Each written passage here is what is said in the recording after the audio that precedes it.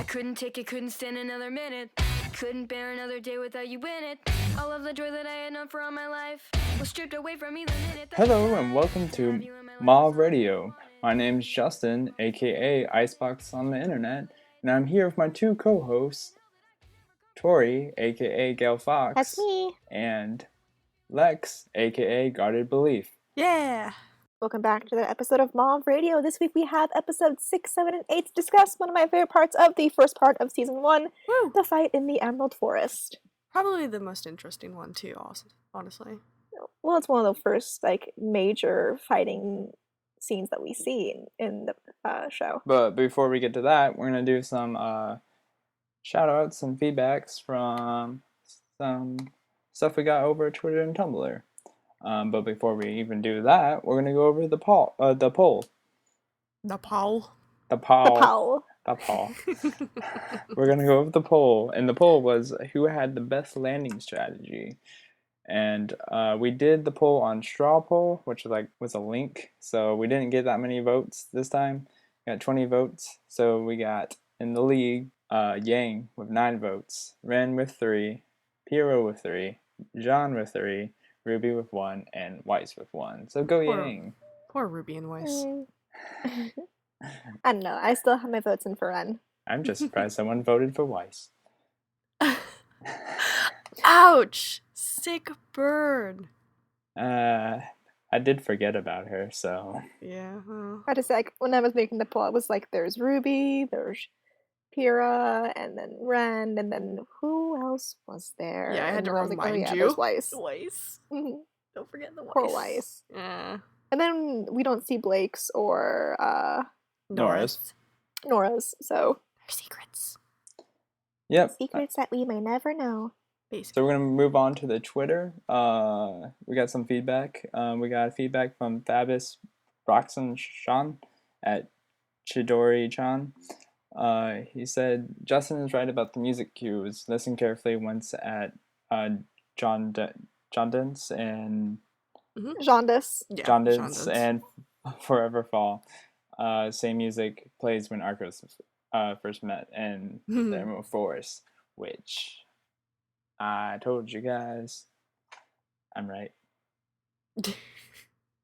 I didn't doubt you. Yeah, I was saying. After you mentioned them, I paid attention to them. I like being right. I know you like being right. Yep. And then we got from Joseph again, at Putzi Spaghetti on Twitter. He said the book that Blake was reading actually had lines from Dr. Jekyll and Mr. Hyde. Someone else also mentioned that. So maybe we just all kind of overlooked it into it. I didn't really pay attention to that. They were all little squiggly lines. If you can make words out of that, good job. Yeah. Well, it's For what me, they she were just squiggly says, lines. I think, mostly is the lines. But it's interesting, though, that, it came from Jekyll and Hyde, because, I read that book, and I didn't even pay attention. That was one of my favorite books while in, English class. Yeah, and maybe there is a character that is gonna be represented by Dr. Jekyll and Mr. Hyde. Ooh. Wouldn't that be Eventually? I don't know. That'd be interesting, because we all know that most of the characters are, pretty much all characters are based off a story. Yeah. And then from Lukewarm Guy, he says Fox's weapons are simply bladed gauntlets. So they weren't tonfas and they weren't claws, but they do have sharp objects on the end.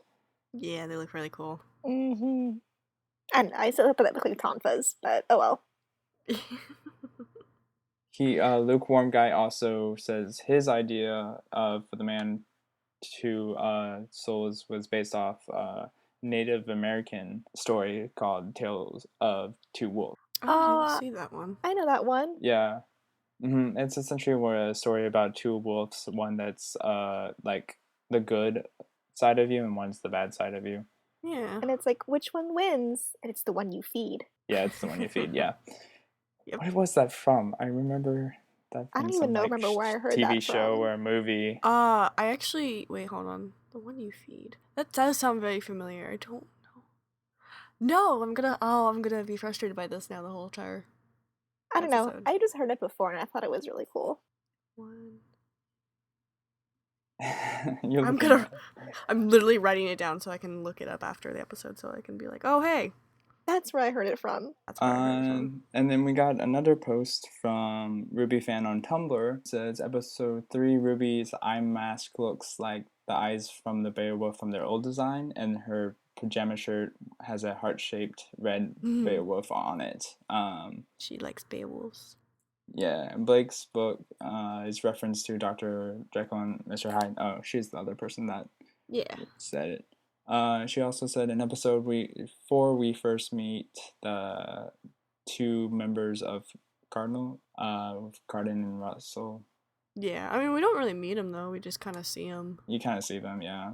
Yeah. She also mentioned Nora's seen holding a tube of Sheeny toothpaste, which means that Schnee Company makes other products than dust. Which is actually pretty funny. They're like a catch-all. So, They're like the Walmart yes. family. They're the Walmart. They Johnson are. Johnson. Don't worry, Weiss, you're gonna be taking over the family's tradition of being basically send all, give all kinds of products. The Schnees. The Walmart of The London. The Schnees. Schnees. Famous for everything. I think, like, I feel like instead of, like, Walmarts there's just Schnees. Like, Schneemarts. Schneemarts. Schmarts. Hey, I'm gonna run to the Schneemart, Schmarts. and do you want something? I'm gonna run to the Probably Schmart the real Schmart. fast. Do you need anything? Do you want some Schnee toothpaste? I don't even know what it says. Shiny? Sheena? Sheeny. Sheeny. So, like, Sheeny. shiny, like Sheeny shiny toothbrush, toothpaste. but with sheeny. Sheen. Sheeny. You get some sheen to your Sheeny. teeth. Yeah. Sheeny. All right. Enough about toothpaste. We're gonna start with chapter 6. Woo! It opens up with Yang kind of just walking around, and there's a black blur runs across the stream. I'm pretty sure that's Blake, not an Ursa. Obviously, yeah. It's kind of, I think it's just like determined by a lot that it was Blake. And I think the reason why Blake spotted Yang was because she's bright and strong. And her hair glows. And her hair glows. Her hair glows. Yeah, and so this is actually the first time we encounter Rim. Grim! Besides, like, the story origin of them, and then the Very tail end of the last episode. trailers. Yeah, so we got the big first Ursa reveal, which I found funny because it's basically Goldilocks and Three Bears. 2. It literally is. Ruby fought, oh my god, what are they called? Beowulfs? Yeah, Ruby fought Beowolves, obviously Red Riding Hood, and then Yang fought Ursas, Goldilocks and Three Bears. I'm like, that's really cool. I wonder if And she get there's pissed. any connection between a scorpion and, like, Kira. I think it's supposed to represent, like, the Olympics. You know how Olympians had to do, fightings? Yeah. So it's kind of like she already dresses the part of like an Olympic warrior or Well, she's based off of Achilles. yeah. So I think that was kind of the thing. Like, hey, here's a mythological creature of a giant scorpion. Because I'm pretty sure I could be wrong. There might have been a Greek mythological creature that might have been a scorpion. I'm not on my mythical creatures, so I could be very much wrong. But yeah. Let us know if we're right or I'm- not about this. Yeah, please do. Please correct me if I'm wrong. We could just be saying nonsense. I always say nonsense, so. So this is also the first time we see Yang lose some of her hair, besides from the Well, trailer. Yeah, I say second time, but. Yeah, if we're counting the trailers or not, I don't know. I mean, I Like, think we first can count time the trailers. in the seasons, I don't know. First time in Yeah. the season.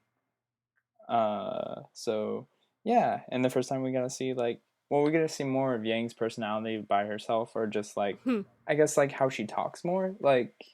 Yeah. Just when She's very vocal. She's very It's vocal. interesting Also, because like she was like, oh, or Ruby, you should totally branch out and all this stuff.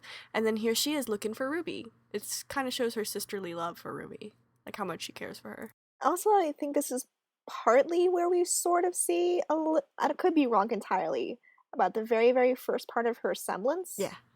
Being able to like take a hit and then hit harder. But I don't know if that's directly connected to her eyes changing color or not, or if that she was just really, really, really angry. Yeah. I think her semblance and her eyes are very directly connected. Because, like, if she gets pissed, that's essentially how she breaks open her semblance. I don't even know I the right term think to use, but triggers it, I guess. Yeah. I think besides the like power aspect of a lot of people's semblance, there's a visual aspect to it. Like Yeah. Ruby has the roses, Yang's eyes / glow / fire that I don't know if it's actually there or is just for effect. I think it's for effect. But... And then we see later on Neo, right, has the rainbow. So I think some people do have visual semblance to them. Yeah, well, and you see Blake's as well. You see like her physical shadow for her semblance. So I mean, I can think of probably a few more, but that's with time. yeah, I really can't think of like a lot off the top of my head because I'm like, what's everybody's semblance and aura? And We don't even know everyone's semblance, so yeah, we don't know anything about John's. He turns white. Literally, we he know. just glows. That's all we know. I can glow in the dark, like Sky High. Briefly after that movie. the encounter of Miss Blake Belladonna and Yang becoming a team, you see Weiss and Ruby and how much opposites they are with their fighting styles. Yep, and you'll see the Beowolves for the first time. Yeah, my favorite one. Also, I think this really is part of the one that cements down just how much Weiss is a perfectionist. Because like she's going through all the steps where she's like, head up, shoulders back, right foot forward, not that foot forward. And I'm just like, okay, if you're taking all this time to prepare yourself for the right fighting style, well, there could be something behind you that's going to like tear your head off. It doesn't care how you fight; it just wants to fight. And that's why I think that why she and Ruby make such a good team is because they're like they complete that gap with one another. Yeah. Where Weiss is the one that's the total perfectionist and does have that training, where Ruby is more like the sporadic. I'm just going to do whatever needs to be done kind of thing. Yeah. And they kind of like clash, but they also kind of support each other in that way. They don't see it yet, but they eventually will in later episodes. Yeah, and Weiss goes off and be mean like usual. Oh cold. The first time that's the first time I actually probably hated Weiss was where she's like, not yet, but I will be soon. I'm just like, well, that's actually later. In episode 7. Oh. 7. This one she calls her a child, and being the biggest child to sneak her way. Sneak her way into Beacon. Yeah, and I was like, oh, rude. Rude. Yep. Ruby lashes out, and then this is one of my favorite visual tricks ever, because when I first saw it, I was like, oh, that poor little bird. And then the bird turned out to be monstrous feather, because you don't think it's going to settle on the tree limb. You think it's just going to go off the screen like a feather. But then when it settles on the tree limb, you're like, that's a big bird. See, I always saw it as a big bird. I was like, well, I figured they don't have small birds in this world, so I was like, oh, it's just a regular big old feather. And then I guess like it didn't really occur to me that the feather happened because Ruby, hit the tree and it like flew away, because it's like, well, shit, that was the tree I was sitting on. What the fuck? I was sitting on that. Damn you. Can we also talk about how that was one of my favorite tricks. Ruby was such a child, like such temper, like a little tantrum there. She threw a little tantrum and cut down a tree. Kind of proves how much I love Ruby. And also, where was Smokey the Bear the whole time during this? Where was he? What the fuck? Because forest fires are not a joke, and I think he means Smokey the Ursa, and he was in his little Ursa team, fighting Yang, getting beat up. That's literally what they were on their way to get the fire. That's why the fire happened. No, they were on their way to get the fire, and just Yang happened to be in the way. Oh no. That poor forest. Yeah, they're just like, well, we set the forest on fire. Let's keep moving. Pretty much. They're like, don't give no fucks. Just guys, please. But then Aura. Yeah, we have an aura lesson. Which is Yeah. really interesting because this is the first yeah. time Aura we lesson from actually Kira. get to learn about aura because we're all as clueless about it as Jean is at this moment. Do you know what aura is, Kira? So the first thing I thought was interesting when they were talking about aura is that it has to be activated. Yeah. Which means that even though that how she explained everyone with a soul has an aura, but only people that activate it can use it. So I guess like if you're a normal person and you don't train and learn how to use an aura, you can't use it or activate it. Which would make sense because they're like the non-hunters and huntresses in the world probably still have an aura, but probably can't have a way to access that unless they've been trained in that. Yeah. And then probably don't have a semblance because of that. I think once you activate your aura, then you can see what your semblance is. Yeah, you unlock your semblance. Yep. Which we know that John didn't have his aura unlocked, so we know that he doesn't know what his semblance is and will eventually learn it, hopefully. We're hoping. Hopefully. I'm very much hoping. Which, you bring up an interesting point. Like everybody up to this point seems to have their auras unlocked and have like some grasp on their semblance, Mhm. right?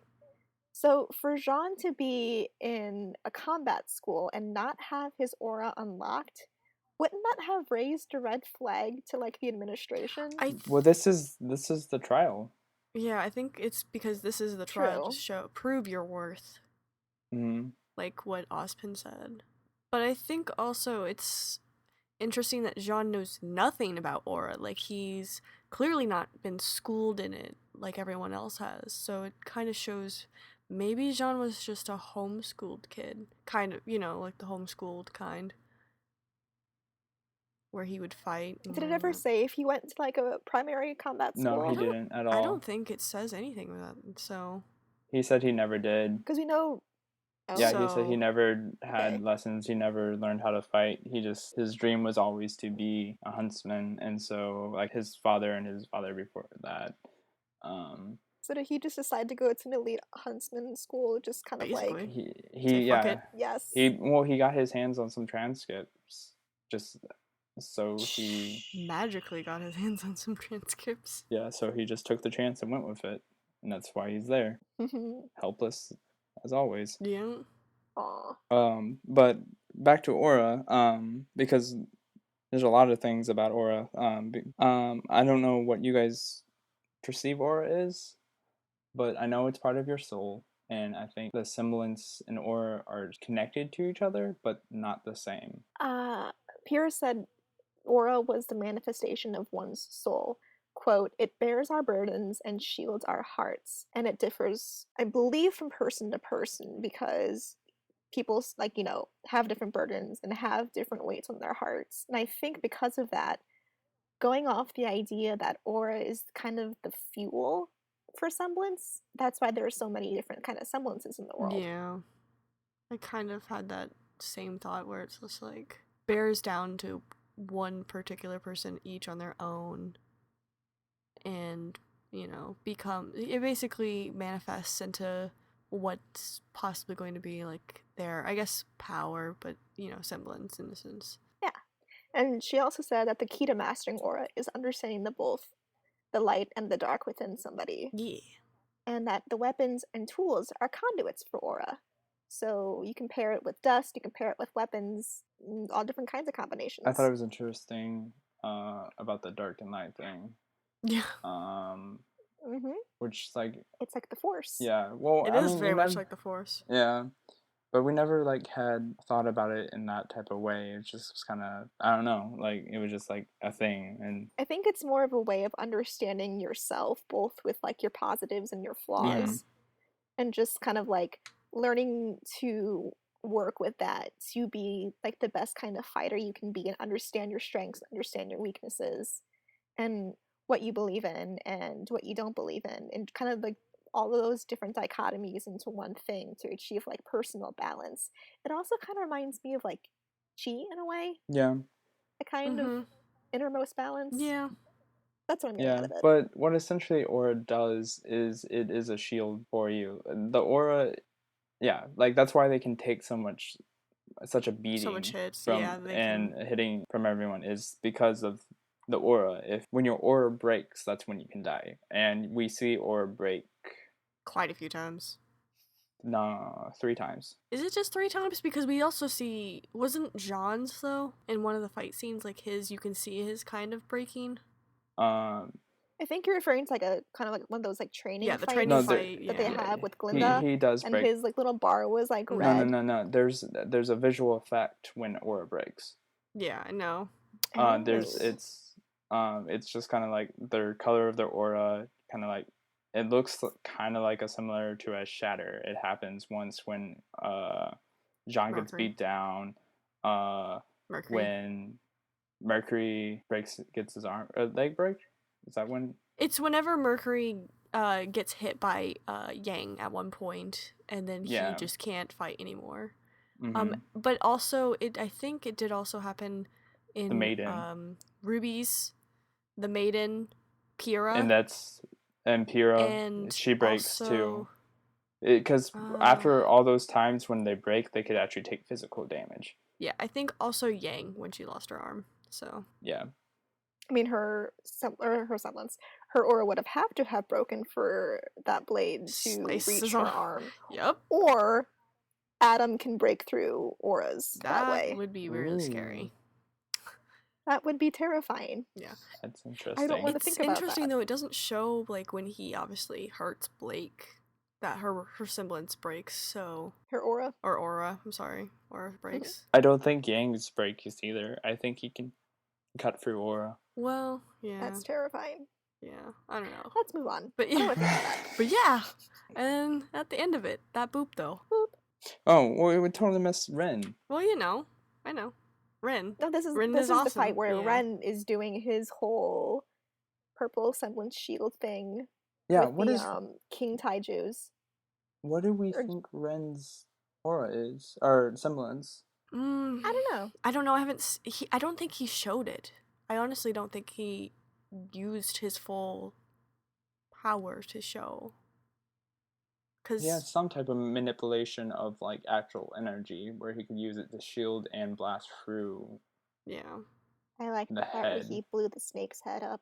I did It like could that part be- It when was just he like a blew this- wave. It's like, It could be he can make discs, basically energy discs, to shield or blast through because That would be pretty cool. technically he did like punch and that would technically the flat disc could have gone through its head. Yeah, that's true. It is true. Here's a question. What do you all think Ren's semblance is?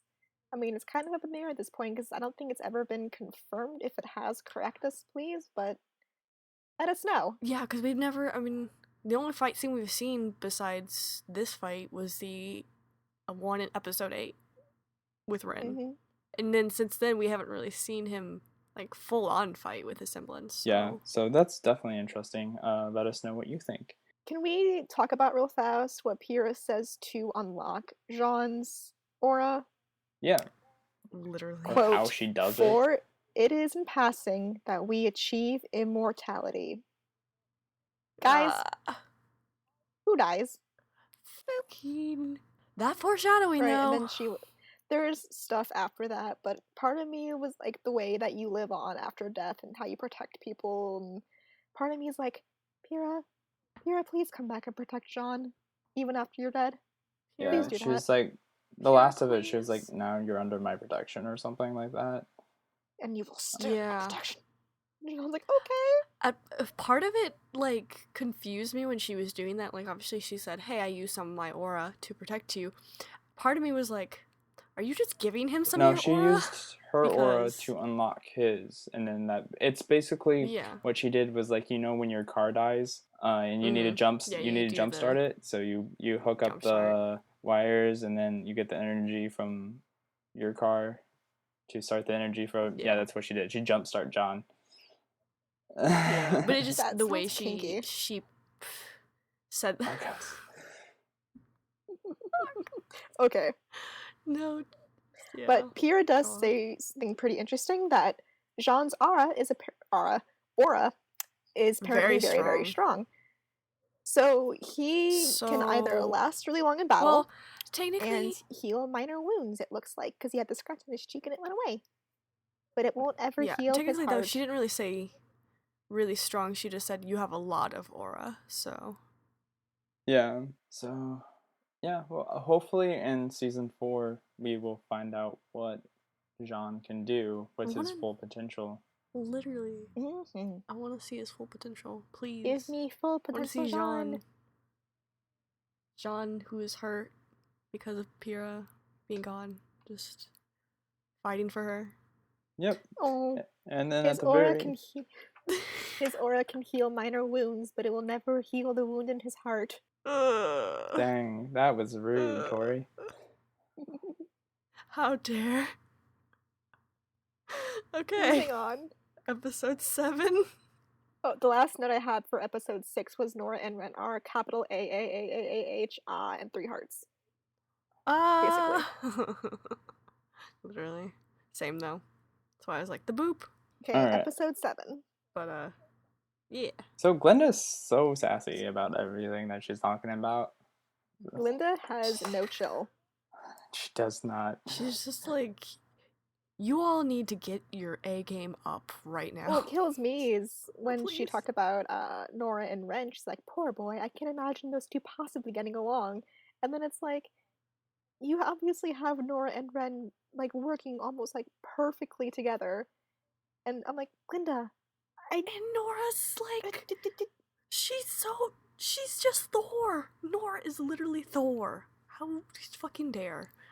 But also, like, her comment about John, I was like, you shut your mouth right now. I don't care what his transcripts say. That boy is not ready for this kind of combat. So I guess that kind of like foreshadows to where we know that Jean forged his transcripts to get into Beacon. Obviously. And they know it. Well, I don't think Glinda knows it, but I definitely think Osmond knows everything that's going down. Osmond does not let obviously. anything He knew slide about- through his school without him knowing. He obviously knew about Blake Mm-hmm. when she first came in, so it's not hard to see that he already knows about John, or knew about John when he Which came is in. interesting, because why But would that, he let Jean slide through? Yeah. Why would he let Jean do what his thing? Maybe he saw his potential. I Mhm. think he saw Jean's potential. I mean, and that's why. nice. Maybe he knew his great-great-grandpa. We don't know. That is true. He's probably really old. They're both really old. Cranberries. So, our world.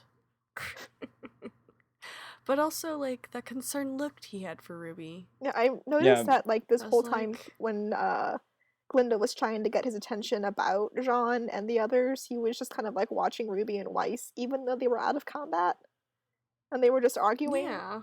So I'm kind of like, are you just keeping an eye on them? Or are you like waiting for I th- something to happen so you can like evaluate them? I think it goes back onto, like, episode 1 where he's like, ah, yes, Ruby is our small hope. I really think he cares a lot about Ruby for as far as, like, she will be the one, you She's know. my Yeah. champion. Cool. And this is the episode where Weiss is like, I'm not perfect. Yet. I'm like, Yet. you. I will be. Mm. At least I'm better than you. No, it's I hate that line. miles ahead of you, which makes it worse. Whatever. Yeah, it's just like, dang, girl. But also, that walk, though. That's I love how sass. she's like, I'm not That's perfect. sass. And she like almost like skips forward a little bit. Oh, God. Yeah. I can't remember who did that walk in the mocap, but I think it was Sean, which makes me even happier. No. Oh, Just like, I can only oh imagine. man. That must have been a great day for mocap. Oh god, yeah. And so we go to Yang and Blake, who's having no issues comparative to everyone else. They they're are just the just- best team so far. Just Literally, they coexist. Bumblebee. My favorite part of this when Blake is like, or when Yang walks up to the forest temple and she's like, do you think this is it? And Blake just shoots her this look that's just like, did you really What just do you ask think? that? Oh my god. And that's when I was like, I like you, Blake. The sass in this episode is the best. You get Glinda, you get Weiss, you get Blake. Yeah, the sass episode. But also that interaction of Yang and Blake. You get to see how excited Yang was when she's like, oh look, a horsey, let's pick that one. Yeah. Mhm. Like, kind of gives a smile, so they're working pretty good together. Yeah. And then we see the artifacts, right? Is that what they call them? Or chess pieces, because Glenda asked, "What did you use this year?" And there they are. Yeah, so I think it's interesting that it's chess pieces because Cinder uses the Black Queen, correct? For her hack / what she used for the end of season 3. So there's like some weird connection there between those. It's a lot of foreshadowing, basically, because it's just like, here are you guys picking out pieces, but basically you're picking out pieces to become pawns in a game between Cinder Salem, Ozpin, and Raven, and probably amongst other people. I'll bring that up later too, because So- I looked a little bit into chess piece lore. I did. Oh, did you? What killed me with this episode is his superposition of "you think this is it?" That line, especially when John brings Pyrrha to the cave, where there's obviously cave paintings with people's spears pointing towards the hole, with the Darkstalker in the corner, and it's just like there's obviously a monster Darkstalker in there, and he's like, "Think this is it?" Yup. And they're like, "Let's go inside." I was like, Jean, look at the drawing. Does that look like it's it? Do you not see the? I think you guys are thinking about the negative here. Pyrrha, I made the torch. No. Just Oh, humor yeah? me for 5 Yeah. minutes. Yeah. See, Okay. John can make What's a the positive? torch. He's crafty. John can make a torch. And then he That humors is her something for 5 more useful. steps. And then he took one step and he dropped it. Poor thing. Soul crushing regret. Yep. And can we talk about Miles' Oh, voice John. acting? Oh my it's god. so Pyrrha! good. Yeah, please. Oh, I love that part. That is probably my favorite part of when he does Jean, is anytime he is screaming for Pyrrha or crying. Which is like 99.9% just the of the time. Yep. It's literally my favorite. Also, part. I love the fact that whenever he screams, I think it was Blake that turns around, or maybe it was Yang. Anyway, I think it was Yang that was like, did you hear that girl? some girl's in trouble. And it's like, no, it's just Jean's really high-pitched scream. And then he went flying.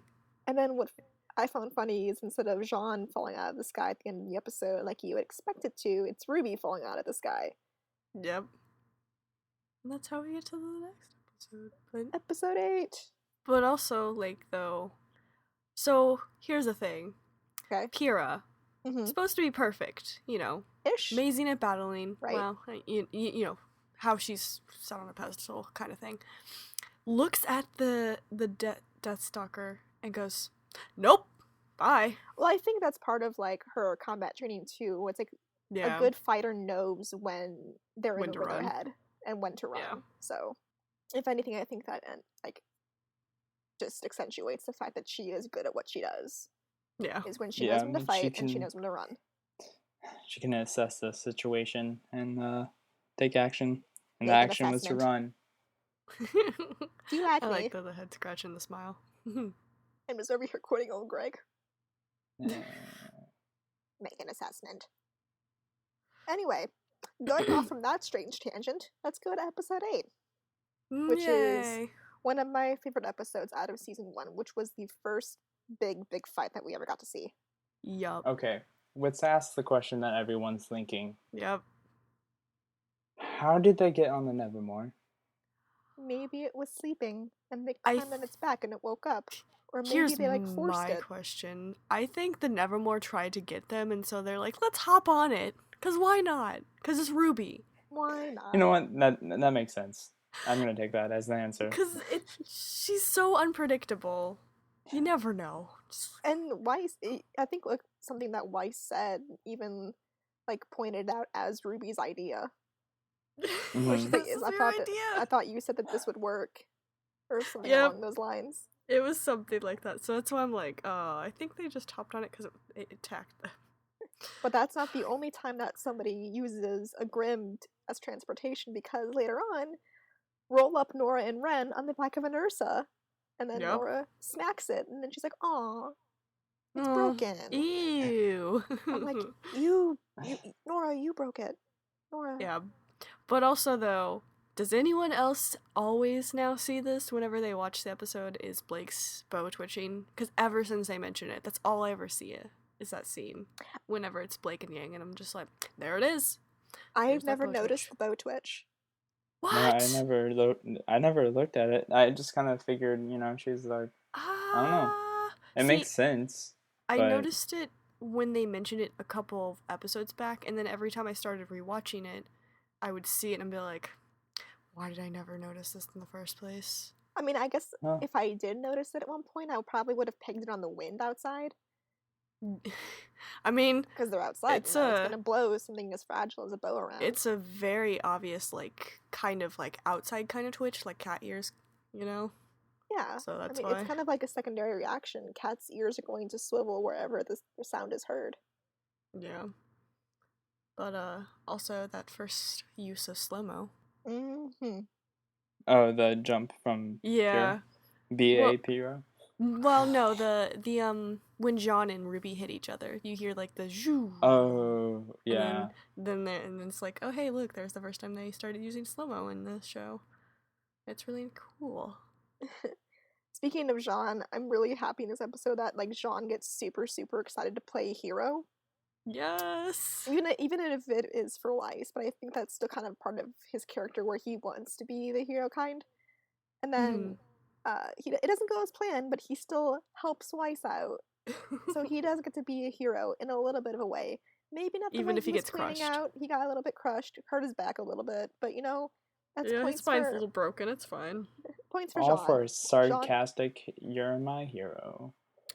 Yeah. My hero. Weiss, he just saved your life. Oh man, but can we talk about Nora's like Queen of the Castle scene? I love that. She's so cute. I She does love that. Nora so much.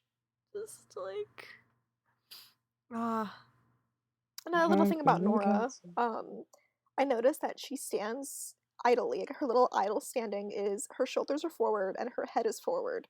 Kind of like she's leaning forward, but not really.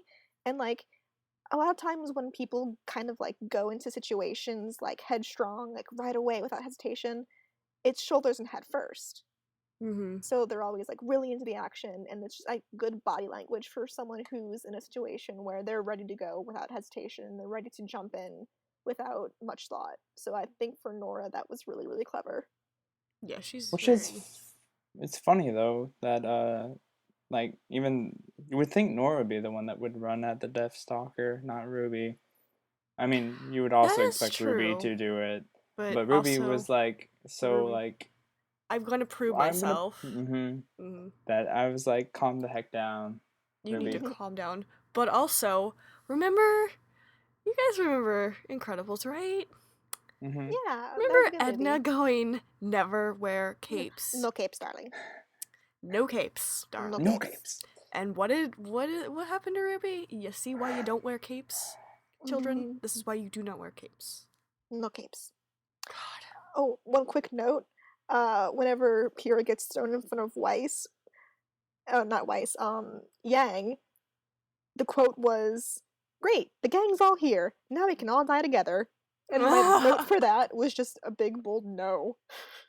Because Pyrrha is just on the ground. Can we just stop making references to Pyrrha dying? My heart hurts. They made it so early on. We never noticed it. We're so innocent. Now So I'm like, is everybody in that shot going to get maimed or hurt in some way? Because please don't. Please, not RT. Please don't. So, they're sitting there laughing in their chairs. Just you wait. Drinking twirling out of their mugs mustaches of fans' tears. Yeah, they drink in our tears every day. One of my notes for going back to Ruby going after the Deathstalker is something happened between Weiss falling, the Nevermore, and that situation that made Weiss change her mind about Ruby. And I was like, perhaps maybe like her charging at the Deathstalker to protect everybody might have like changed her mind or like earned her respect, and that's why Or she it was could think more still be willing to like. selfish. To be honest, we never in the beginning of season 1. It's always weird how Weiss just like had suddenly changed. I do feel like it's kind of partially selfish, like Because Ruby would have died. If Ruby would have died, then she would have been out a partner. yeah, she wouldn't have been able to be in Beacon basically because she needed True. a partner. So keeping Ruby alive wasn't necessary. At that point, keeping Ruby was She the did most also prominent. though admit like she's like, yeah, I can be a bit bossy and I'll try and be Bossy. nicer. Like she actually admitted that she wasn't acting as she should with Ruby. So like that was more of what I was going at, was Weiss actually took the that's time to true. reflect on how she was treating Ruby and was like, Yeah. I'm sorry, we'll try again, let's I think go she fight this realized thing. that if she didn't actually try to work with Ruby, Ruby was going to still keep on running head first into things. Yeah, and True. probably getting killed or maimed or hurt. You know how RT goes. And then they throw back to normal knees, where Ruby's like, I have normal knees. I'm not special knees. I have normal knees. Normal knees. And then Ruby. there's a scene. I have this random scene. Doesn't really mean anything, but there's a scene after that where Nora's in the corner and she just has this like wide grin on her face for like 3 minutes, and that's it. And that's all I have for that note, is that there's a Nora face that's just a big old grin for 5 minutes. And it's kind of creepy, but kind of But hilarious. everyone stay calm for 2 seconds. Yeah. I think so. And she's just like, stay calm for 2 seconds. I love that. Oh man. But I also never really noticed this until like watching it. Obviously, like at the end of the episode, it kind of shows how they pick the teams. The whole like them choosing the same rooks or know and knights, and I was like, oh, huh.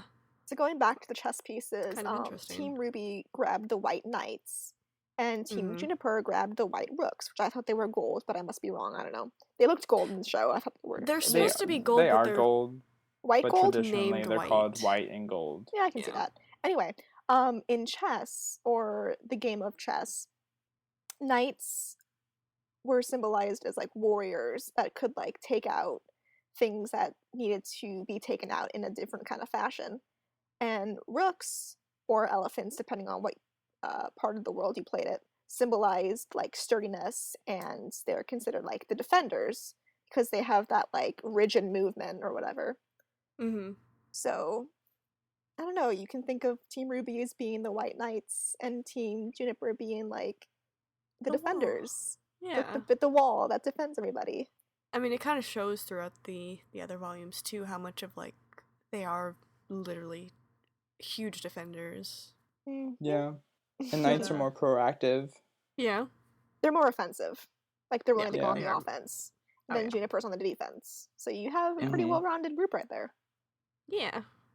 It's gonna be Alright. really interesting when Team Juniper and Ruby, well, Junior and Ruby.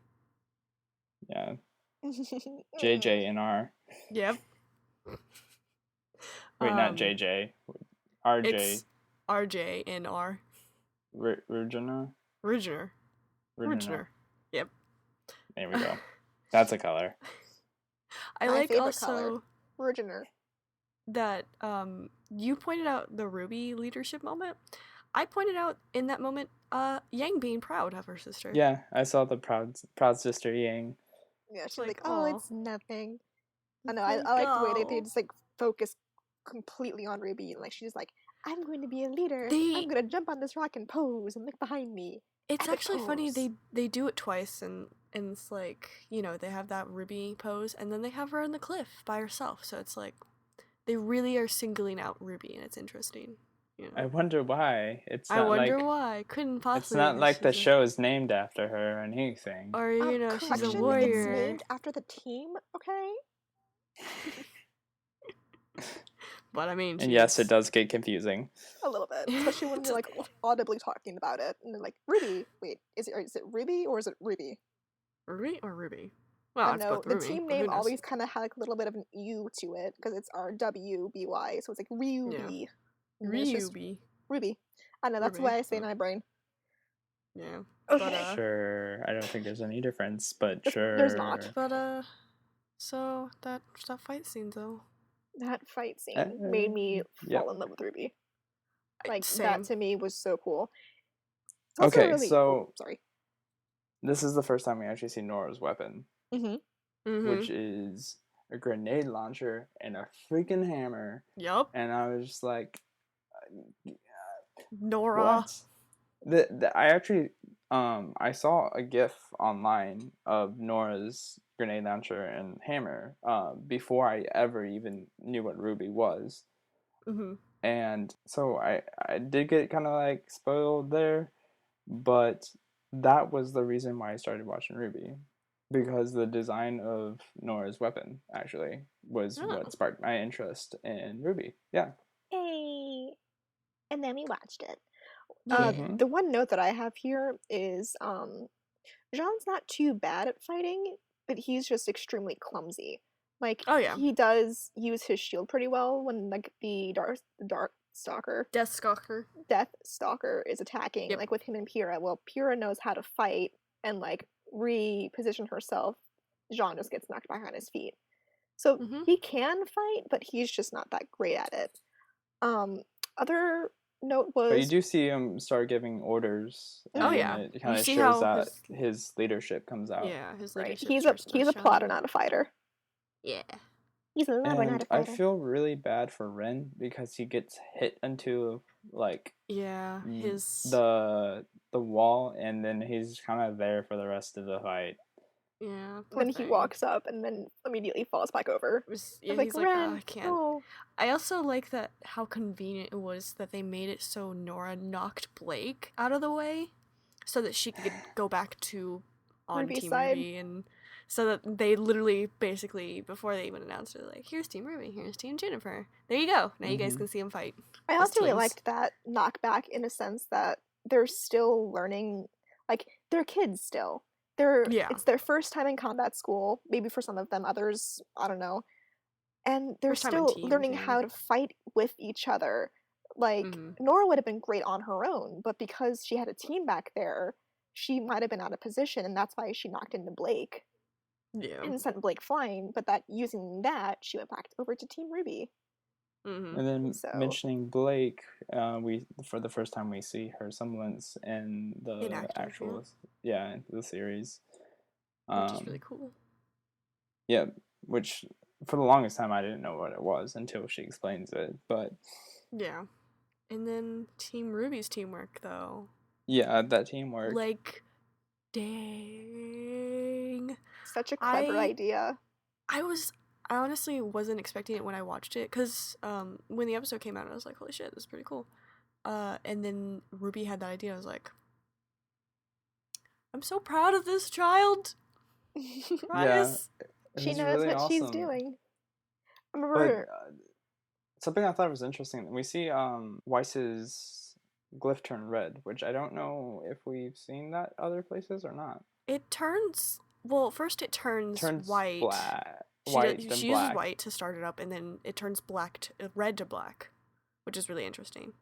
Or to black to red. No, black to red. It was Black to white, red. black, red. Do you think it might, like, different glyphs might be for different functions and maybe different colors? I think so. Yeah, I think but this is the only time we have seen the red glyph, I think. I could be wrong, but it's one of the very rare times we've seen it. Yeah. It must have served some kind of purpose. I don't know. But it's definitely really cool to see that you see, like, because we've only seen her regular white, we've seen black and blue a lot of the time, I think, for ice. And a clock type one. And a clock one, yeah. So, yeah, maybe. I don't know. One of my other notes was why the song Red Like Roses Part 2. Because I actually heard the soundtrack. My brother watched Ruby before I ever got into it, and he had the soundtrack, and I listened to the soundtrack because I share my music with my brother all the time. And that song is, I don't know, the first time that I watched the show and heard the song, I was like, it kind of doesn't match up, like the lyrics and what's going on. And then part of me was like, there has to be like a reason why they included that song in this particular moment. So I was like, maybe possibly like motive of why they're fighting so hard. Well, I heard that the reason why they made Red Like Roses Part 2 was because the other songs had more about the characters in them. So just like Ruby's song. Instead of Ruby having, besides Ruby, Red Like Roses Part 1, which is just about the 4 colors.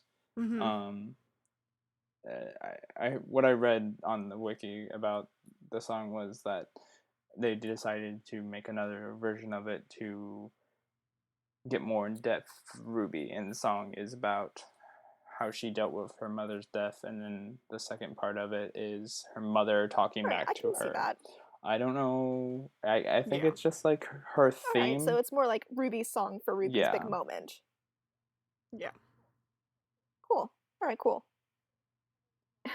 And then Jean was just like, wow. And it's like, me too, Jean. Same. Me too. It's like, there's that symbolism of Ruby standing by herself. Like, I remember after watching that part, I got like chills. I'm pretty sure at that point, Justin, you were like, wow. It was probably with Jean like, too. I faintly remember that. Oh, it was so good. And so after all of that, we've got to see everyone's fighting styles, which was pretty cool.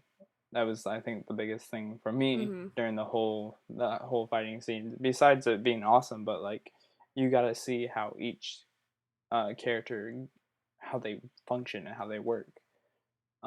Yang is super aggressive, jumps like in the face of the Nevermore and starts shooting fire. I hope you're hungry. And Weiss is, in the back, sending off like her spells or glyphs and whatnot. Do we want to go in D&D terms here? Blake is your striker. Weiss is your controller. Or no, Yang is your striker. Weiss is your controller. I would pin Blake as being assassin. She's on the sidelines, but she's kind of like assassin almost. Because the whole shadow. I mean, like different classes. That would be like a rogue. But like striker, defender. Oh god, I'm so rusty at this. But what are my 5 team builds? Oh, this is what happens when I don't play 5.0 for too long. I forget things. Essentially. Anyway, but there's definitely team building. Monty in there, said, if you get my drift. Monty said when he was creating the characters that he created in terms of what he would want a team for an RPG be. That's how he thought about making the teams. So, speaking of teams, when we first have the teams being assembled, can we just think about how happy Pyrrha is that Jean is leading the team? I saw that too, and I was like, look at her face. Her face is lit up. She immediately just like lit up, and then Jean was like, what? Wait, what? And then she punched him, and then he fell to the ground, and they were like, not laughing. And she was like, sorry. Did you look up the research for the Black Bishop at all? Yeah, because Bishop? that's Team Cardin. I kind of ignored Team Cardinals. Sorry, Team Cardinal. Well, Team Cardinal was formed, so besides Ruby and Juniper, they're the only other team that we have seen at Beacon. But if we do remember and look back at the launchings, there was another team. Enough people for another team. Really? Yeah, they were in the back silhouetted, but I think that was more kind of like a crowd control kind of thing, where it was just showing that, hey, this is a class of students, but here's the kind of like the ones you want to focus on. We don't know. There could be 4 other people that we haven't met yet. I mean, we probably should have met them because they've been going to school with them, but who knows? They're not important yet. Yet. Yep, Team Ruby was made, and the reactions between them, Yang was super happy for her sister, and Weiss kind of just looked at Ruby. I don't know, like, at the time if she was upset if Ruby was, like the leader? I think she was, yeah. Because she didn't give that much of an indication of it, but she sure didn't give like a good job indication. A happy, yeah. So I think she was very controlled in her emotions, very practiced Oh, in yeah. hiding her feelings. She's probably seething. I do you not think doubt about it. it. I do not doubt it. That she was probably, as soon as that reaction, she's like, well, shit. and Blake was just like, meh. Speaking of oh shit, let's go to Mr. Torchwick in his little Torchwick bunker. Torchwick bunker and his little smoking a cigar and looking at that map there. Yeah, and you guys don't forget the most important thing in that scene that I saw was the gems, like the actual Oh, I noticed that, define yeah. gems. So we know Yeah, now that there is 3 6 or 7 different colors. because there was orange, there was blue, there was white, there was red, Mm. green, turquoise, and like an orangish yellow.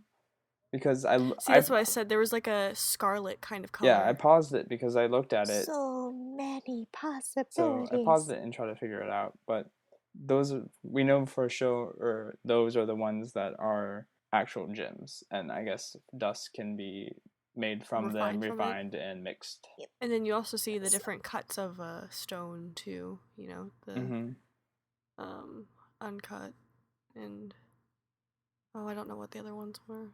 Just like different like faces and facets of gems. Yeah. Mm-hmm. There it is. Yeah, it was. I mean, that was kind of nice to see. So now we have a more understanding of like the range that we have for the dust. Yeah. And not only that, what exactly he's going after. Like you can tell that stuff almost looks like pretty priceless. And then he wants all of it, but for what purpose? I wonder. And then you zoom in on the map, which I thought was interesting because it shows certain places. It shows Vale. Yeah. So you have the distinct districts of the upper class, the residential district, the commercial district, the industrial district, and the agricultural district, each with like little like circles and X's, which I'm guessing are like future hits and like past No, those hits. are Dust kisses and shops. hugs.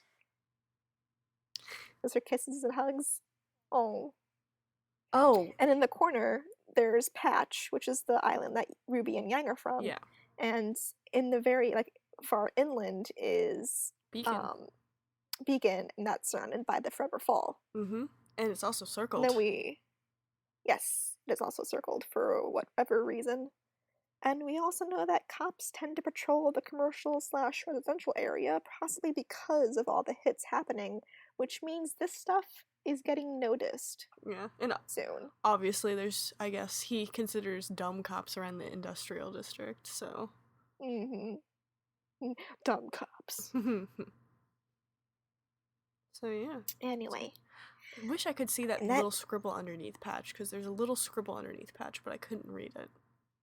I might have to go back and see what that was. Mm-hmm. Also, whatever symbol was on a cigar and a lighter. It's but a jack-o'-lantern. I kind of wanted to see what that was. Oh, it's his symbol because he's based off of a character from Clockwork Orange, because that's what he looks like to me. His look is based off that, but he's based off of a character from Pinocchio, I think. That wouldn't be surprising. He's Is it the fox? The fox, the bad guy, the fox. Because obviously red hair, bowl cap. But his name and also shifty attitude. Yeah, but his name also matches. It's like a variation of Torchwick, Lamp something. I can't remember. I'll have to look that up after. But yeah, if you know what he's based off of, because it's on the top of my head, I just can't. Tip of my tongue, one of those two, both. I can't remember. Let us know. Yeah, but. And anybody have any more notes? Because that's all I got for this week. That should be it. So we're going to do a Twitter poll again this week, and that poll will be, who was your favorite Grimm that you met from these 3 episodes? So there's the Ursa, the Beowolf, the Nevermore, and the Death Stalker. That one. Yep. So until next week, I guess that's all you gotta say. Yep. We might possibly have some guests coming on in the future. We're still trying to work those things out, so can look forward to that. And yeah, that's pretty much it.